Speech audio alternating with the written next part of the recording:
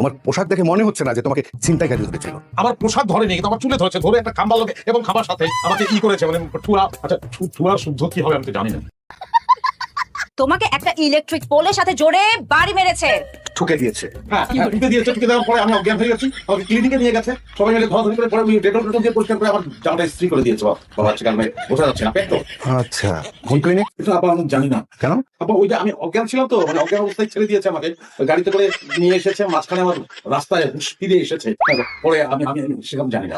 অদ্ভুত ক্লিনিক তো, অজ্ঞান অবস্থা রোগীকে ছেড়ে দেয়। অদ্ভুত, এটাও কি আমার দোষ আপা? আমি খারাপ দাঁড়িয়ে আমি থাকতে পারছি না আপা, আমি তো খুব টায়ার্ড লাগছে আমার। আচ্ছা বাবা, বাদ দাও না এসব। বেচারা এমনি খুব বাজে একটা সিচুয়েশনে পড়েছিল। তুমি যাও, ঘরে যাও, গিয়ে আরাম করো, যাও। কি বাবা, আমি দেখি তোমাকে ঠিক কোথায় ছিনতাইকারী অ্যাটাক করেছে। 7 নম্বর রোডে। 7 নম্বর। কে, কজন ছিল? সম্ভবত 4 জন। সম্ভবত 4 জন। মানে কি এক্সাক্ট সংখ্যাটা বলো? 4 জন। 4 জন। বাবা যেটা বলি, তাদেরকে দেখলে তুমি চিনতে পারবে? আমাকে অ্যাটাক করার পরে তো আমি অজ্ঞান হয়ে যাই। জ্ঞান ফেরার পর থেকে আর চেহারাগুলো মনে পড়ছে না আব্বা। সরি, ওষুধ খেয়েছি আমি একটু আগে, খাবার আগের ওষুধ। আচ্ছা, শুধু সিবিটটা খাওয়ার পর। সিভিট কেন? অ্যান্টিবায়োটিক দেওয়ার কথা না? দিয়েছে দেখো তো।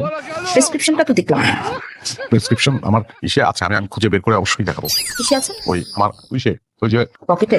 না পকেটে না, ওই যে ওয়াশরুমে নিয়ে আসবো সম্ভবত। আমি জানি না, জ্ঞান হারিয়ে ফেলেছিলাম তো মনে নেই। অসুবিধা, প্রয়োজনে ডাক্তারের কাছ থেকে আবার নিয়ে আসবো।